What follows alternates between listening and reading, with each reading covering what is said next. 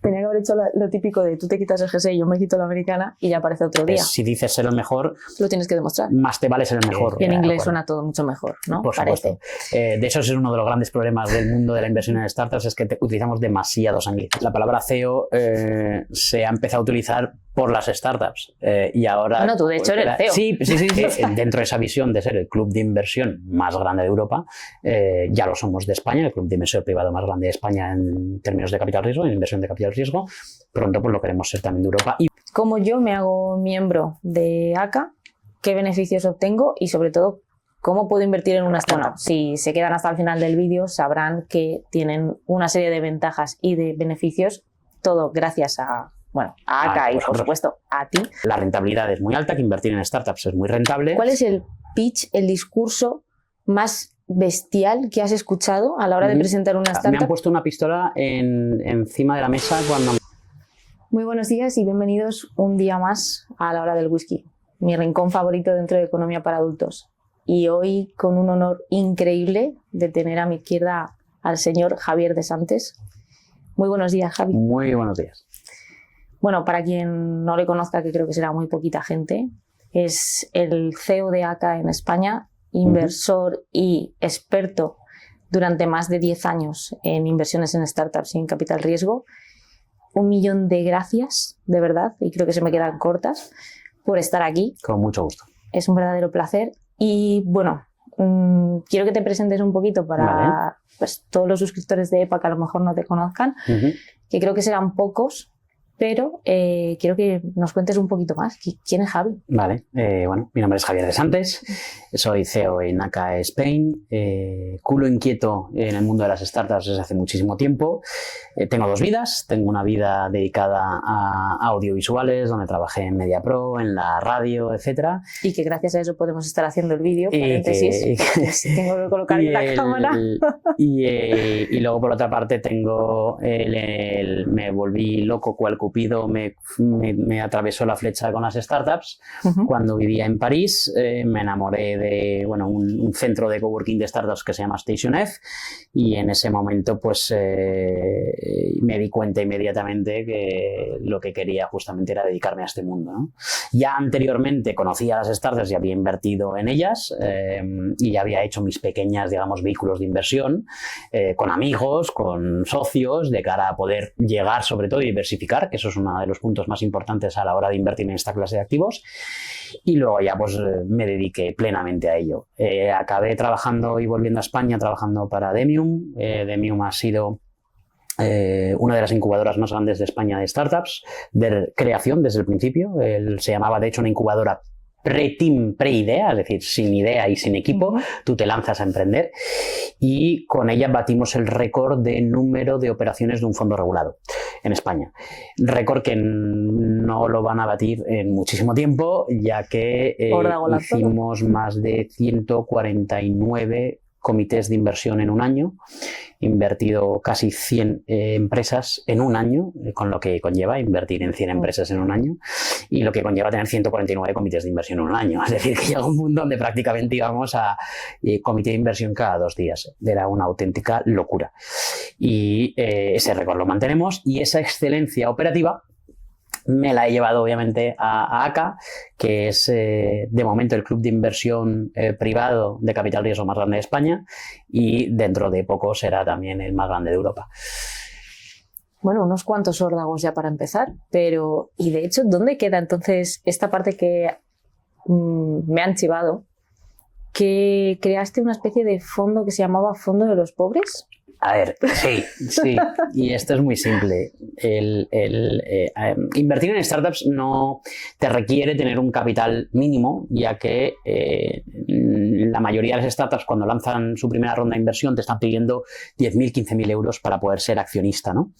Entonces, claro, y yo cuando empecé a invertir, pues digamos que no tenía los medios para invertir en 6, 7, 8 startups al año, ya que disponía pues de unos 10.000, 15.000, 20.000 euros para poder invertir. Entonces lo que me di cuenta inmediatamente es que con 10.000, 15.000, 20.000 euros yo no podía diversificar. E invertir en startups una de las maneras de considerablemente bajar el riesgo es diversificar, invertir en muchas de ellas, tickets quizá un poquito más pequeños. Entonces, como no podía llegar a ello y no existía ninguna herramienta como ACA que me permitiese llegar y ser accesible para poder invertir en estas empresas, nos juntamos una serie de personas que teníamos más o menos la misma necesidad, la misma inquietud, la misma motivación y queríamos invertir estos tickets pequeños, y entre todos pues pusimos nuestros 10.000, 15.000, 20.000 euros. Montamos al final, pues lo digo para que veas cómo era antaño, montamos una SL, la SL pues la juntamos y con ese dinero, con ese capital, fuimos invirtiendo en casi 40 startups con ese pequeño fondo. Ese pequeño fondo en verdad tiene un nombre que se llama Alma Ventures, pero la risa es que cuando íbamos a captar a otros potenciales socios de invertir con nosotros, lo vendíamos como, oye, este es el vehículo más pequeño que vas a ver, es el más accesible porque es el vehículo para los pobres, ya que estábamos siempre rodeados de los grandes business angels de España, que invierten 50.000, 60.000, 80.000, 100.000, 200.000, 300.000. Entonces decíamos, joder, nosotros no llegamos a ese punto, pero juntos podemos, la unión hace la fuerza y vamos a poder entrar en las mismas rondas de inversión con las mismas startups en las que están entrando los grandes tenedores, ¿no? Los grandes business angels en España. Y entonces, pues poco a poco fue creciendo. Este vehículo que empezó hace ya tiempo se ha convertido ahora en un fondo de inversión de 40 millones de euros, o sea, es decir, ha crecido, y especializado en impacto, que es una de las, bueno, antes en la presentación quizá no lo he comentado, pero una de las aportaciones que más quiero hacer como inversor, ya no solamente es el poder aportar y poder poner mi granito de arena en todas las inversiones que realizo, sino que al mismo tiempo el estar generando algún tipo de impacto, ya sea social, ya sea medioambiental, etcétera, en las startups que yo al final estoy invirtiendo. Y eso pues lo hemos canalizado con un fondo especializado en el componente o en la categoría de impacto. Que seguirá teniendo el nombre por detrás y en familia, ¿no?, de Fondo de los Pobres. Ya no lo puedo llamar así porque es un poco hipócrita, porque curiosamente ahora todos los que estábamos anteriormente, obviamente lo que hemos hecho es de alguna manera compensar los créditos que teníamos de los vehículos anteriores y los hemos metido como un GP dentro del fondo, que eso se hace bastante. Entonces hemos hecho lo que se llama una compensación de créditos, pero a los nuevos inversores les estamos pidiendo un ticket bastante grande para ser parte del fondo. Entonces, claro, por eso digo que quizá venderlo con esa frase no es la adecuada, pero la realidad es que sigue siendo las mismas personas que en su momento empezamos a hacer estas pequeñas aportaciones, estas pequeñas inversiones, y que con todo lo retribuido lo hemos ido metiendo en este fondo, que hemos sido capaces luego de demostrar con números que la rentabilidad es muy alta, que invertir en startups es muy rentable y, digamos, convencer también a grandes fondos de inversión, tanto privados como públicos, el invertir con nosotros en First Drop, ¿no? Le hemos cambiado también el nombre, ya que tiene que tener un componente de impacto. Entonces, la primera gota pues nos parecía bastante... Y en inglés suena todo mucho mejor, ¿no? Por supuesto. De hecho, es uno de los grandes problemas del mundo de la inversión en startups, es que utilizamos demasiados anglicismos. Entonces, para entrar en materia, que sobre todo, pues digamos que los suscriptores de EPA, que están más acostumbrados a hablar de planificación financiera, educación financiera, inversiones, vamos a llamarlas alternativas algunas, porque hemos hecho también algún podcast sobre inversión en el mundo del vino, pero que al final están más circunscritos a lo que es el área bolsa, inversión más tradicional. Quiero que indaguemos mucho en el mundo startup, que nos digas pues todo lo que puedas condensar en este poquito rato que vamos a tener, para que entiendan mejor cómo es la inversión en startups, cómo funciona, qué es realmente una startup, ¿no? Cómo es el mundo del capital riesgo, qué riesgos y qué oportunidades ofrece, y también, porque bueno, espero y confío en que muchos de ellos al final también van a buscar ser parte, digamos, de un proyecto como puede ser ACA, por ejemplo, y que, bueno, si se quedan hasta el final del vídeo sabrán que tienen una serie de ventajas y de beneficios, todo gracias a, bueno, a ACA y, por supuesto, a ti. Y que, bueno, pues estoy deseando que sepan y que puedan acceder a ellos, y para eso pues necesitamos saber qué es esto de la inversión en startup. La inversión en startup y la inversión en capital riesgo, que es el mismo componente, es la clase de activos más rentable de los últimos 10 años, 15 años. No lo digo yo, lo dice, hay un estudio muy bueno de McKinsey que hacen todos los años, donde siguen año tras año demostrando que la inversión en capital riesgo es la más rentable que hay. tiene unas particularidades y lo hace rentable por tener una serie de particularidades. Lo primero es que es una inversión largoplacista. Y esto yo a todos los inversores que os interesan siempre les digo, si lo que estás buscando es un dinero rápido, porque dinero fácil no existe, pero si lo que estás buscando es un incremento dinerario a corto plazo o estás buscando una retribución donde puedas en todo momento entrar y salir, ni ACA ni el capital riesgo no es tu mundo. Y no pasa nada, pero no es tu mundo. La inversión en startups es una inversión largoplacista y que te requiere de lo que llamamos, obviamente en inglés, lock-up period de dinero, normalmente igual de largo que el tiempo en el que está el activo dentro de la startup. ¿Qué quiere decir esto? Normalmente estamos acostumbrados a que en bolsa o en cripto, utilizando este tipo de herramientas que te puede facilitar el banco, etcétera, tú en todo momento puedes entrar y salir, pones una orden de compra y pones una orden de venta. Y tu dinero acaba en tu monedero, en tu cuenta, en 12 horas. Liquidez muy accesible.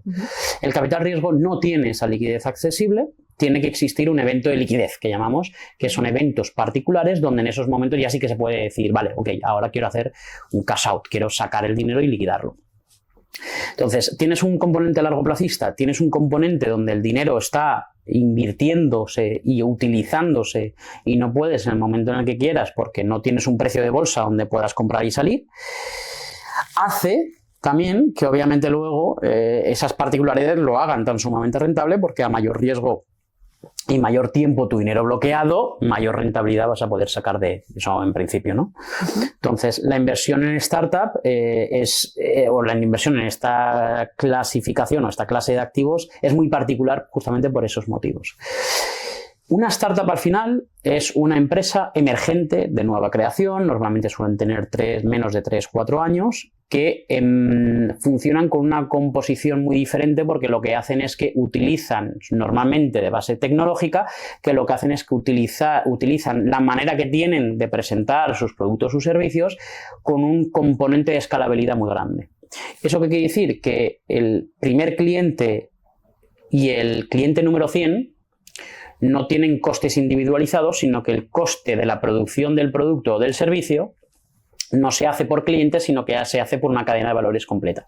¿Esto qué quiere decir? Esto quiere decir que si a mí me cuesta vender un pantalón, me cuesta producirlo 10 euros y lo vendo por 20, le saco un 50% de margen, obviamente al segundo pantalón me sigue costando 10 euros montar el pantalón y lo vendo a 20. Eso no es una startup, porque al final lo que estamos viendo es que el coste que tiene de producir el activo es el mismo para 1, para 2 o para 3 y se va replicando. Una startup lo que hace es que crea un sistema por el cual el primer pantalón tiene un coste muy similar, pero el segundo pantalón el coste se me disminuye, el tercer pantalón el coste se me disminuye, el cuarto pantalón el coste se me disminuye y son economías de escala. Entonces se buscan esas economías de escala. Para llegar a esas economías de escala lo que necesitas es normalmente capital inicial para poder llegar a esa escalabilidad. Y por eso las startups lo que hacen a través del capital riesgo es que empiezan un camino en forma de escalera que van yendo de ronda de inversión en ronda de inversión, porque suelen emplear más dinero para poder crecer de lo que están recibiendo en términos de ingresos. Eso, a grosso modo, es un poco el componente startup capital riesgo. Es que, ¿sabes qué pasa? Que al final es un tema que yo creo que todo el mundo habla, pero que muchas veces no tenemos, me incluyo, ¿no?, idea de cómo realmente funciona, cómo es, y luego también por quitar un poco esta idea, ¿no?, que yo creo que LinkedIn o alguna red social ayuda bastante a pensar que esos autoproclamados CEOs, ¿no?, de tu propio negocio, o sea, no todas las empresas es una startup, no una pyme es una startup, no una empresa que nace ahora, digamos, nueva es una startup, tiene que tener los componentes que hablas, ¿no?, y no, si no, simplemente pues no deja de ser una mera empresa y ya está. Es curioso que lo digas porque la palabra CEO se ha empezado a utilizar por las startups y ahora... Bueno, tú de hecho eres CEO. Sí, pero que es curioso porque son palabras, son terminologías que antes no se utilizaban. Antes tú eras director general de una empresa y ya está, y no existía el componente CEO, pero el mundo startup ha traído tantos anglicismos porque el mundo startup tiene algo que normalmente las otras clases de activos no suelen tener, que es el concepto expansión internacional, globalización. Hablamos el mismo idioma. La empresa de capital riesgo de Inglaterra de Londres te habla el mismo idioma y te habla con la misma terminología que una empresa de capital riesgo de India. Se entienden perfectamente porque la startup tiene una manera de expresarse y de mostrar sus números, mostrar lo que llamamos KPIs, es decir, sus métricas, de una manera que todo el ecosistema entiende de lo que se está hablando. Y normalmente, obviamente, ahí predomina el inglés y de ahí que aunque seas director general, al final vas a ser CEO porque todo el mundo sabe lo que es un CEO, cosa que no todo el mundo sabe lo que es un director general. Entonces es mucho más fácil llegar a esos anglicismos porque puedes llegar a esos fondos de inversión que son, obviamente, no españoles en este caso. Y, bueno, hablando de las startups, lo que tiene que ser una locura es la cantidad de startups que os llegan muchas mensualmente, por poner iba a decir, un periodo de tiempo. Vamos a hablar, por favor, más en castellano, por lo menos yo que no estoy en la parte de startup.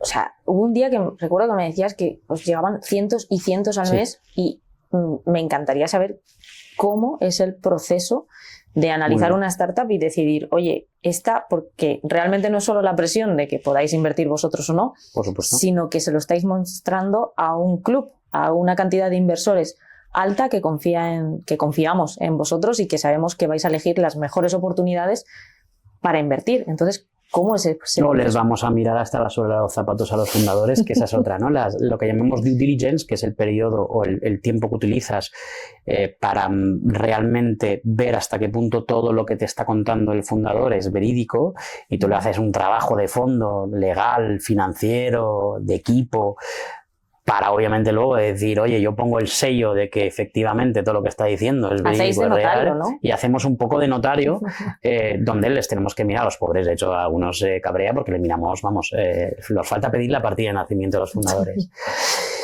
Nosotros, como todo, tenemos un embudo muy grande. Somos en el ecosistema, estamos bastante reconocidos, tenemos mucha presencia en el ecosistema y sobre todo que tenemos una red de lo que llamamos, también en anglicismo, Deal Flow Maker, que al final Deal Flow Maker es el hacedor de oportunidades o de deals, que lo que hace es que canalizan esas oportunidades y nos las envían a nosotros.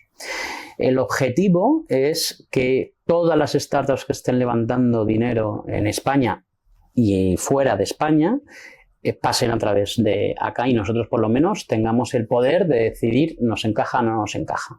Que luego, ojo, no quiere decir que la ronda de inversión no sea fructífera y la startup levante dinero, pero simplemente que nosotros por lo menos la hayamos visto. De hecho, yo con el equipo de inversión siempre les digo, si mañana veo una noticia de una ronda de inversión que podría estar en digamos, en nuestra tesis de inversión y que ni siquiera la teníamos en la plataforma, me va a enfadar. Entonces el equipo sabe que lo que tiene que es realmente que todas las oportunidades puedan pasar por acá. Y hay una serie de cosas que nosotros hacemos para que recoger todas esas oportunidades y canalizarlas a través nuestro. Entonces tenemos muchas personas dentro de una red que nos pasan esas oportunidades, otros fondos con los que hemos convertido previamente nos pasan también buenas oportunidades y nos dicen, oye, creo que os podría encajar, hay un hueco para vosotros, nosotros la estamos considerando, y este tipo de relación que estamos teniendo con otros agentes del ecosistema hace que realmente nosotros al final acabemos recibiendo muchas startups. Curiosamente, el porcentaje de las startups que acaban invirtiéndose suelen ser mucho más las que nos pasan estas personas que son del ecosistema o estos grandes fondos de inversión que son del ecosistema que las startups que vienen a tocarnos a la puerta directamente, ¿no? De manera inbound, vamos a llamarlo así. Entonces, recibimos muchas startups y las startups pasan primero por lo llamo el gran filtro, ¿no? El gran filtro. Tenemos un equipo dedicado a mirar todas estas oportunidades y miran 4 puntos, 4 elementos para identificar si hay bandera roja o hay bandera verde. Suele ser muy rápido porque son 4 componentes muy rápidos. El primero es el fundador y el equipo fundador. Mejor obviamente si es un equipo fundador porque son perfiles complementarios, eso no es excluyente, pero eso siempre da un buen visto. Y si es un fundador quizá primerizo, eso ya de entrada no te pone una bandera verde. Eso no te pone bandera, pero no te pone bandera verde. ¿Por qué? Porque nosotros sabemos que donde estamos invirtiendo, sobre todo estamos invirtiendo en proyectos donde el componente del equipo y de las personas que están detrás es lo más importante que hay. Luego tienes un segundo componente que obviamente ya entramos en la parte de métricas, donde lo que estamos buscando es los ingresos anuales. no estamos buscando, o dentro de nuestra tesis no tenemos dentro de la tesis el invertir en proyectos que todavía no hayan tenido y que sean pre-ingresos y no hayan validado su producto o servicio. Ojo, eso no quiere decir que sea excluyente, pero si ya de entrada no es un equipo fundador de los mejores, pues de hecho hemos invertido en el exfundador de, bueno, fundador, no el fundador de Groupon, en el que recibió el premio al mejor emprendedor del año 2024, es Antonio Espinosa. Robinson Boris es el de Groupon. Inés levantó 100 millones de euros en 4 meses para Iris Ventures, una gesta espectacular, aparte de ser CMO en Deliveroo en Londres durante 4 años, es decir, que son auténticos perfilazos, donde obviamente ahí sí que hay bandera verde inmediatamente, ¿no? Si ya de entrada no tienes un perfilazo y no tienes ingresos, pues a partir de ahí obviamente la posibilidad de que estés parte de ese gran filtro inicial es bastante grande, ¿no? Y luego buscamos sobre todo también el componente startup. Esta oportunidad que nos está llegando tiene la posibilidad de ser una empresa escalable, que realmente encuentre ese punto que estábamos comentando antes de economía en escala.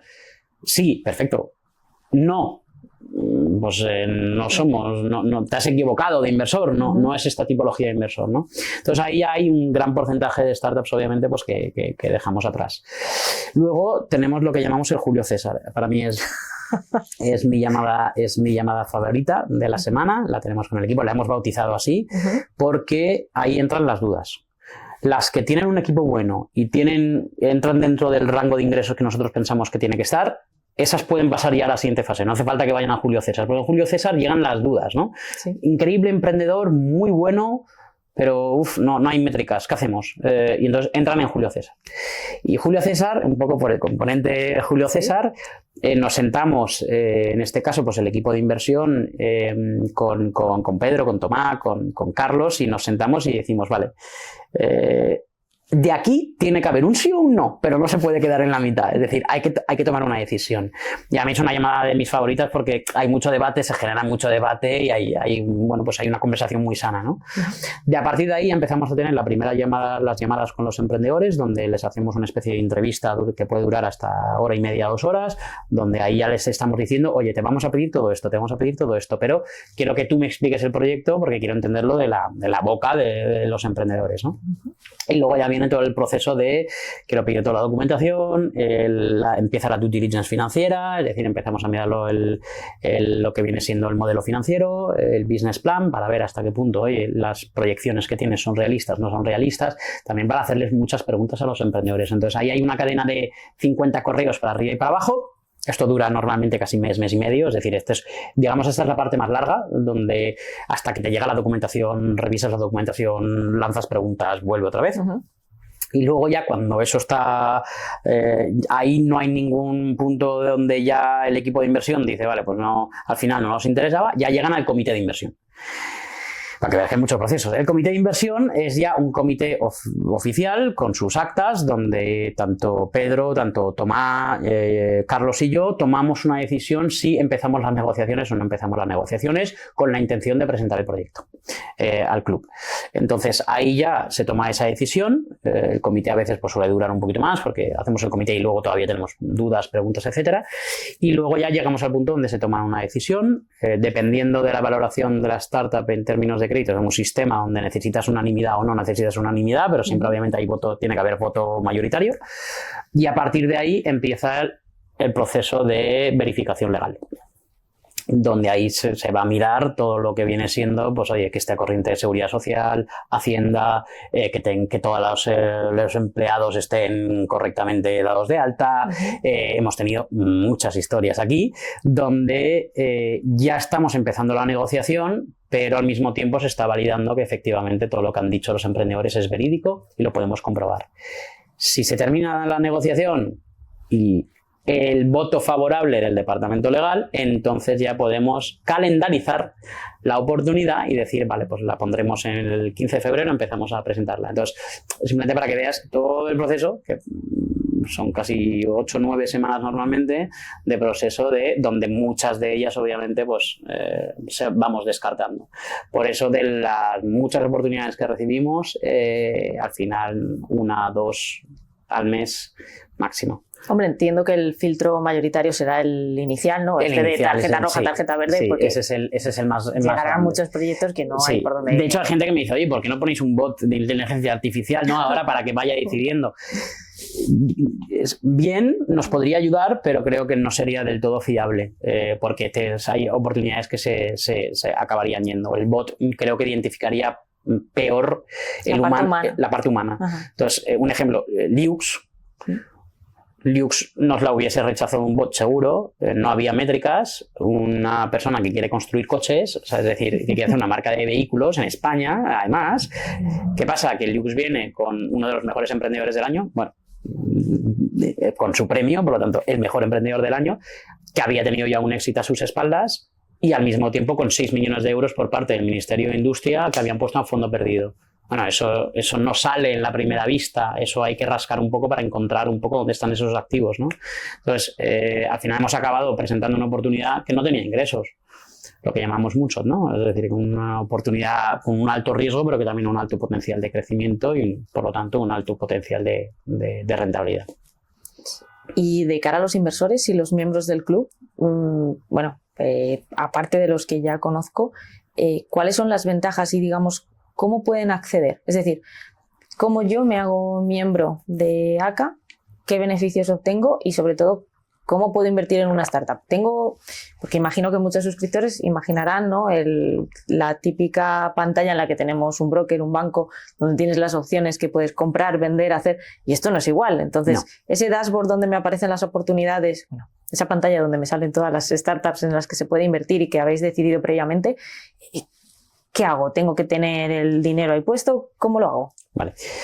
Lo primero, la parte de acceso al club, obviamente vía vosotros tienen bastantes beneficios, por lo tanto ya de entrada, oye, pues tiene un descuento, tiene una manera más accesible de poder entrar. Una vez formas parte del club de inversión, lo primero que te vas a encontrar es la parte regulatoria obligatoria, que está simplemente por dar también la seguridad a aquellos que van a invertir a través de la herramienta de ACA. Es decir, es que estamos regulados, que también nos tienen, digamos, puesta la mira y que tenemos que cumplir con una serie de, requisitos. Y por lo tanto, la primera parte que lo hacemos siempre cuando entra alguien en el club es validarle lo que se llama el KYC, KYB, que es un poco el DNI o la empresa, si vas a invertir con una empresa, para verificar que todo ok. Una vez eso lo hemos pasado, ya te sale esa pantalla inicial, ¿no? Esa pantalla inicial, curiosamente, es muy parecido, en verdad, a cómo funciona en bolsa o en otros sitios, o en las aplicaciones de turno. La única gran diferencia, o el gran valor diferencial, es que la manera que tiene de operar en las startups es distinta porque el activo no está siempre activo. Valga la redundancia. No tiene valores de cotización. Claro, no tiene valores de cotización y no está siempre activo. Entonces, ¿qué pasa? Que tú abres una ronda de inversión y durante un periodo de tiempo el inversor que está en ACA va a ver toda la información, lo que llamamos página de proyecto, donde va a tener toda la información sobre la startup, va a tener los eventos como los directos, donde va a poder disfrutar y escuchar a los fundadores cómo están defendiendo su proyecto y poder tomar una decisión, que también se hace todo a través de la plataforma. Pero luego, una vez termina ese periodo, ese aumento de capital ya se ha realizado. Puedes ver, obviamente, todo lo que hay en el pasado, pero ya no podrías invertir en él. Entonces, es una gran diferencia porque al final los aumentos de capital van con sus periodos determinados y no es como un activo en bolsa donde tú entras y sales cuando quieras. Nosotros presentamos una oportunidad cada 3 semanas aproximadamente y le dedicamos siempre el cariño que se merece a cada una de ellas. Es decir, no lanzamos 2 oportunidades a la vez, porque entonces hay mucho impacto, mucho lío. Entonces lo que hacemos es, oye, te presentamos una startup, si te interesa, inviertes. ¿Que no te interesa? Oye, la dejas pasar, no pasa absolutamente nada. ¿Que te interesa mucho y por eso quieres meter más dinero? Metes más dinero, sin ningún problema. Y a las 3 semanas, 4 semanas, te sale una nueva oportunidad. Y así, en consecuencia, pues presentamos en unas 15 al año aproximadamente. Aparte de toda la, vamos a llamarlo, si me permites, labor social que hacéis. Sí, bueno, labor social como tal quizá no, pero es cierto que uno de los activos más preciados del club son los inversores, entonces le ponemos un gran esfuerzo a la comunidad. Y esos son eventos, tanto offline como online, es que puedas conocer como inversor a personas que tengan la misma motivación y la misma inquietud que tú.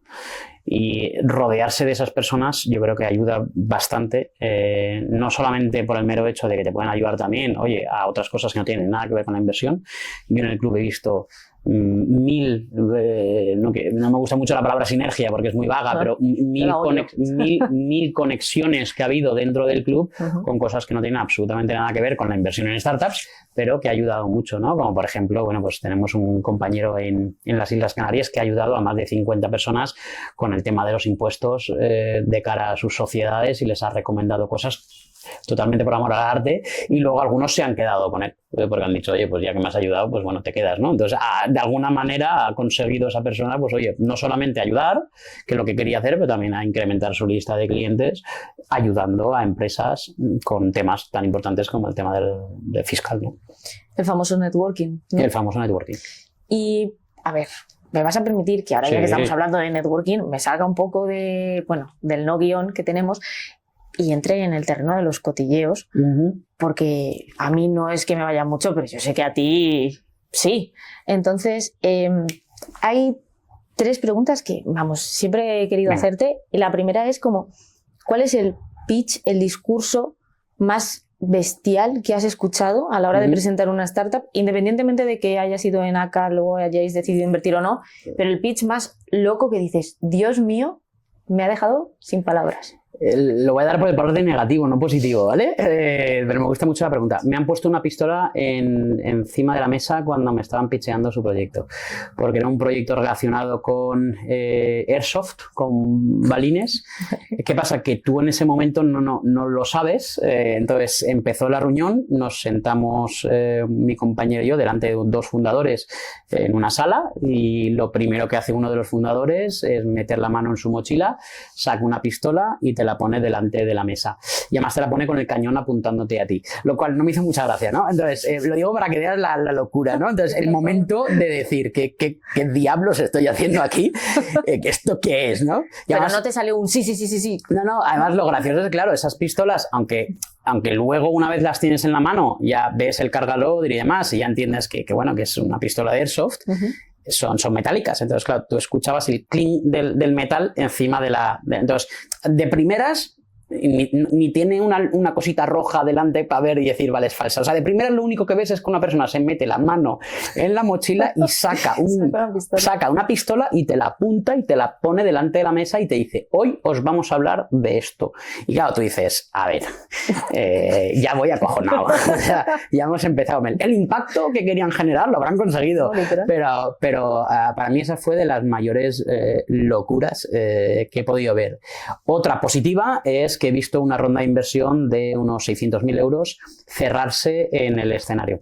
Y eso me pareció de lo más brutal que he visto.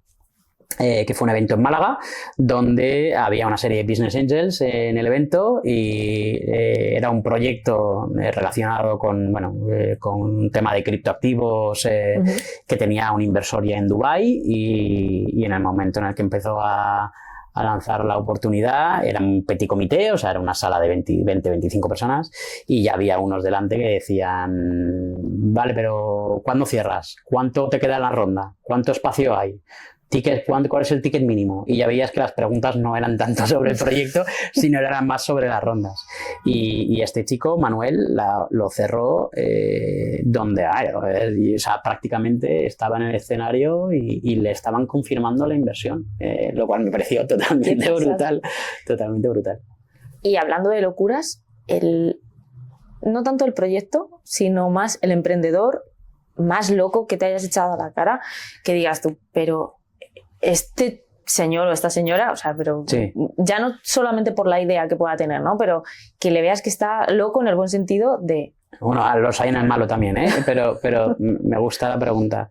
Voy otra vez con el malo primero y luego y acabo con el bueno. El malo, he visto mucho emprendedor que después, cuando ya les has comunicado que, oye, que al final pues no te encaja, ¿no?, esa inversión, cambia completamente, ¿no?, la cara. Ese es el inversor que, bueno, el fundador, donde ya te dices, nos volveremos a encontrar, no te preocupes. Pero hay fundadores, sobre todo fundadores primerizos, que no entienden muy bien cómo funciona el ecosistema, donde normalmente cuando hay un fondo de inversión tienen una oportunidad muchas veces, te vienen y te preguntan, oye, ¿esta qué te ha parecido? O ¿me podrías decir algo más de esta? ¿Me puedes dar tu opinión? Y colaboramos entre nosotros, somos un ecosistema muy pequeño. Entonces hay que tener mucho cuidado a veces con cómo tratas a los distintos inversores cuando te dicen que no. Entonces era un inversor que... Aplíquese a todo en la vida. A todo. Entonces era un fundador que al principio todo era muy, ¿no? muy positivo, muy abierto, y luego cuando le dijimos, oye, mira, pues mira, que no nos encaja por una cuestión de ronda, de ticket, no nos encajaba. Y entonces su respuesta fue, bueno, pues no pasa nada, vosotros os lo perdéis, ya me veréis en las noticias dentro de un par de meses, ¿no? Entonces decías, oye, fenomenal, chicos, o sea... un piña hasta luego. No, un piña hasta luego. Entonces estos son los emprendedores que van muy locos, pero también con un componente ego muy grande, donde hay que tener cierto cuidado. Yo siempre les digo a los fundadores, llevad mucho cuidado con esto, porque al final está muy bien, ¿no? Intentar ser un poco el Cristiano Ronaldo, la careta soy el mejor, pero lleva cuidado, porque si dices ser el mejor, lo tienes que demostrar. Más te vale ser el mejor, si no vas a tener un pequeño problema. Y luego en el punto positivo he visto emprendedores que cuando todo el mundo les estaba diciendo, y yo incluido, que lo dejen estar, que no sigan, que no pasa nada por tirar la toalla, por mucho que Rocky te diga sigue peleando, es decir, no pasa nada por tirar la toalla, que hayan seguido y me hayan callado la boca. Y para mí esos son los mejores. Y puedo dar un ejemplo, Aldebarán, de Mendu, que es una startup que ha sufrido muchísimo para llegar al punto donde está. Ahora está en un muy buen punto, pero esta persona estuvo durante 7 meses con deudas por todas partes, con más de 150.000 euros en deuda propia, es decir, que la tenía que asumir él, sin poder pagar a empleados, sin poder pagar seguridad social, sin poder pagar Hacienda, intentando sacar las castañas del fuego como sea. Y que todos en un momento determinado, inversores de la startup, le habíamos dicho, oye, que no pasa nada. Que no pasa nada, que oye, nosotros sabemos el riesgo que asumimos, pero lo que no podemos hacer es que tu salud se vea repercutida o sea, que al final acabes, que entendemos que siempre hay una presión adicional, ¿no? Cuando eres fundador, pero que hay un momento donde digas, y que todos le dijéramos, tira la toalla, no pasa nada, tira la toalla, y que por no los iba a tirar. Y ahora nos ha callado la boca absolutamente a todos, y en el año 2025, bueno, ha batido récord en el año 2024 y está caminado a batirlo ahora también en el 2025. Ha salido de toda su penumbria, por así decirlo, y ha sacado adelante un proyecto que, vamos, me parecía loco seguir. O sea, bienvenido el loco que quiera seguir, pero para mí estándar no tenía ningún sentido seguir peleando por esa oportunidad, y la ha sacado adelante. Entonces hay mucho emprendedor loco, para mal y para bien, y yo creo que también hay que poner en valor a aquellos que han sabido pivotar, recomponerse y decir, oye, la gente se piensa que el pozo está aquí, cuando en verdad el pozo, hay ciertos tipos de pieles que el pozo está muchísimo más abajo, y Aldebarán es uno de ellos, vamos, seguro. Qué maravilla. Y, oye, hablando precisamente de una startup que choca, ¿no? Que al principio parece que no, y luego, ¿cuál es la startup por la que nadie daba un duro, o al menos tú no dabas un duro? En este caso no por simplemente cómo estaba el emprendedor, ¿no? Ya de la situación personal, sino por una startup que tú digas, es que nadie daba un duro por ella, y joder, perdón, cómo nos ha callado la boca a todos, porque lo ha petado. Hay muchas. Una. Pero que lo que digo es que al final nosotros los inversores en startups tenemos una terminología que se llama el antiunicornio, que es aquella que has dicho que no, que luego te arrepientes, véase el no invertir en Glovo hace X años, no invertir en Cabify hace X años, tuvimos la oportunidad, y esos son los antiunicornios, porque tomaste una decisión en un momento determinado por razones X, tus razones tendrías, ojo, si volvieses atrás tomarías las mismas decisiones, es decir, no, obviamente hay que tener la información cuando se tiene y en el momento en el que se tiene, y luego pues te callan efectivamente la boca y acabas diciendo, no, maldición, era mi oportunidad, ¿no? Aquí tengo muchas. Una de esas es Flex My Room, una startup que al principio nadie daba ningún duro por ella, muy cerquita de mi casa, en Benidorm, donde uno de las visiones que tiene esta startup es cambiar un poco el paradigma que tienen los hoteles de que tener que pagarle un 20 y pico % a Booking, con lo que se llaman OTAs, Online Travel Agencies,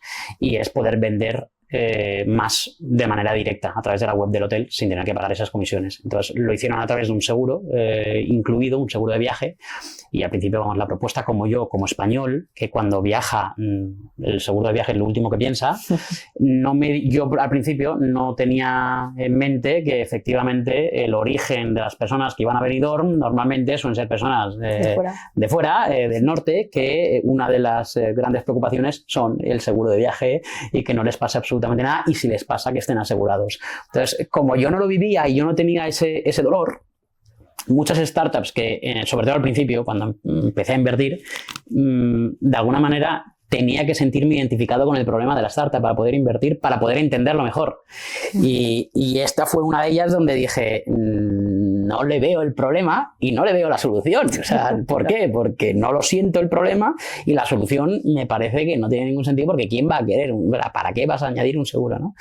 Y vamos, desde entonces esta es una que me ha callado la boca, y efectivamente les está yendo muy bien, y siguen creciendo. Ahora están ya expansión internacional por todas partes. Son startups que no son las grandes startups de renombre, pero a mí son muy buenos ejemplos de personas que me han demostrado que efectivamente la varita mágica no existe. Porque que los golpes de realidad también están bien. Por supuesto, y la varita mágica no existe porque si existiese, obviamente, pues sería demasiado fácil y no tendría ningún sentido. Todos seríamos millonarios y no tendría ningún sentido. Y bueno, y hablando de millonarios, alguien que tiene millones de seguidores, en este caso, que como no, pues dentro del club de ACA, ¿no? Una de las figuras más relevantes también es Pedro Werbaum. Mucha gente se preguntará cómo es el día a día de tener que trabajar con, pues, una persona que al final es tan influyente dentro del ecosistema, ya no solamente digo startups, sino el ecosistema español a nivel de redes sociales. ¿Cómo es un día a día con Pedro? Mucho más fácil de lo que la gente se piensa. No sé por qué la gente se piensa que trabajar con alguien que efectivamente tiene varios proyectos, al final es un influencer, por lo tanto su modelo y su manera de vivir es a través de sus seguidores y sus canales de difusión, pero al final es una persona extremadamente accesible. Sobre todo, obviamente, trabajando en proyectos como ACA, ¿no? Donde se le requiere muchísima atención en él, y es mucho más fácil de lo que la gente se piensa. Sí es cierto que, por ejemplo, ahora, con el tema de la República Dominicana, hemos tenido que cambiar un poquito lo que vienen siendo los horarios a cara a hacer determinados tipos de eventos y determinados tipos de llamadas, donde las hemos cambiado un poquito. Y sí es cierto que a veces tenemos que nosotros adaptarnos un poquito más, porque es un cambios last minute sí que pueden ser más frecuentes que una persona que no tiene, obviamente, pues 2 millones de seguidores en todos sus canales.